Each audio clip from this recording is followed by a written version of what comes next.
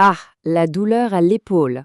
Un problème incroyablement courant, mais qui peut être un vrai casse-tête, pas vrai? Une petite douleur par-ci, une raideur par-là. Comment s'y retrouver?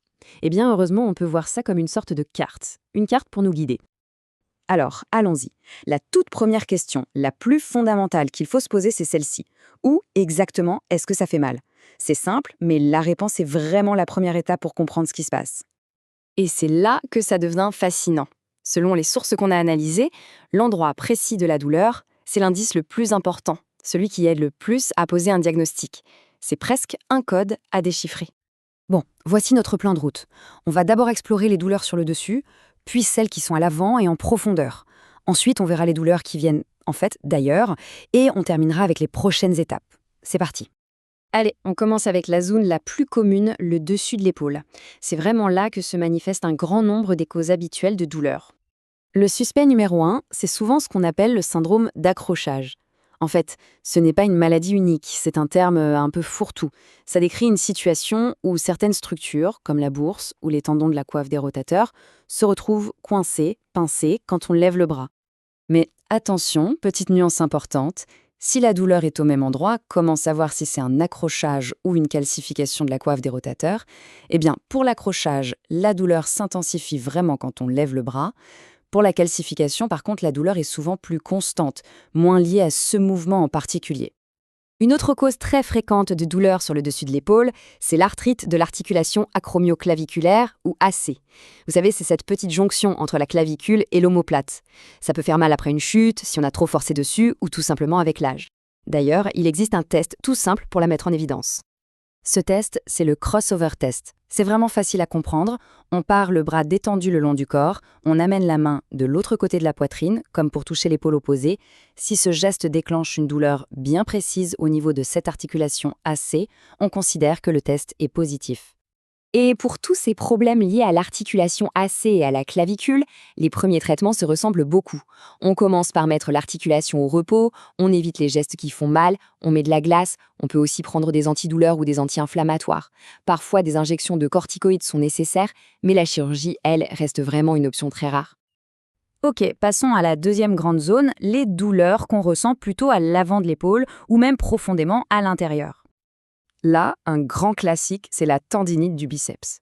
C'est tout simplement l'inflammation du long tendon du biceps, qui passe pile à l'avant de l'épaule. Pour la traiter, en général, c'est repos, anti-inflammatoire et bien sûr des séances de kiné. Si on va plus en profondeur, on peut trouver ce qu'on appelle une lésion SLAP. C'est une déchirure qui se situe là où le tendon du biceps s'accroche dans l'articulation. Ça arrive souvent après des mouvements brusques et répétés, typiquement le geste du lancer. Le traitement, lui, peut aller de la kiné jusqu'à la chirurgie. Et puis, il y a ce cas très particulier, l'épaule gelée ou capsulite rétractile. Ici, la douleur est un peu partout, mais le symptôme qui ne trompe pas, c'est la raideur. Une raideur extrême. La capsule qui entoure l'articulation se resserre, se rétracte et ça bloque presque complètement le mouvement. D'où son nom très parlant d'épaule gelée. Troisième partie. Et si la douleur à l'épaule ne venait pas vraiment de l'épaule? C'est ce qu'on appelle une douleur référée ou une douleur qui irradie. Des fois, le problème vient de l'arrière. Ça peut être un nerf coincé au-dessus de l'omoplate, une capsule articulaire arrière trop tendue qui empêche de bien tourner le bras vers l'intérieur, ou encore ce qu'on nomme une dyskinésie scapulaire. En gros, l'omoplate ne bouge pas comme il faut. Tout ça peut donner mal à l'épaule. Une autre source très fréquente, c'est le cou. La névralgie cervico-brachiale. C'est une douleur qui part des cervicales et qui descend dans l'épaule, voire dans le bras. La cause? Un nerf qui est coincé au niveau de la colonne vertébrale, souvent à cause d'une hernie ou d'arthrose. Et maintenant, un point absolument crucial. Que faut-il penser si la douleur est profonde, un peu vague, difficile à localiser et qu'elle se situe spécifiquement dans l'épaule gauche? Dans ce cas précis, il faut être extrêmement vigilant. Il peut s'agir d'une douleur projetée qui vient du cœur. Oui, ça peut être le signe d'un problème cardiaque. C'est vraiment le signal d'alarme le plus important à connaître et c'est une des raisons pour lesquelles il faut toujours un avis médical.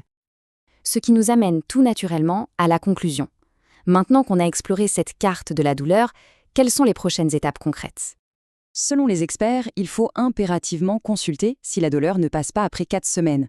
Ou encore, s'il y a des signes locaux, comme une rougeur ou une zone dure au toucher. Et bien sûr, si les symptômes plus généraux apparaissent, de la fièvre, un essoufflement, une fatigue anormale ou un sentiment de malaise. Alors, pour résumer notre carte, si la douleur est sur le dessus, on pense à un accrochage, à de l'arthrite AC ou à une calcification. Si c'est à l'avant ou en profondeur, les suspects sont plutôt la tendinite du biceps, une lésion SLAP ou une épaule gelée. Et si la douleur irradie, l'origine peut être un nerf, le cou ou, plus rarement, mais très important, le cœur. On va finir avec une citation du Dr Bellmans, une de nos sources. « Ceci est un guide approximatif pour le patient, afin qu'il puisse déjà avoir quelques informations de base.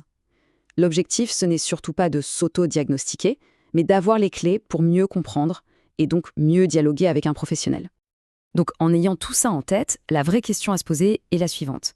Quelle nouvelle question, plus précise, pourrait-on maintenant poser à un médecin ou un kiné à propos de cette douleur ? Parce que poser la bonne question, c'est souvent le premier pas vers la bonne réponse et une meilleure prise en charge.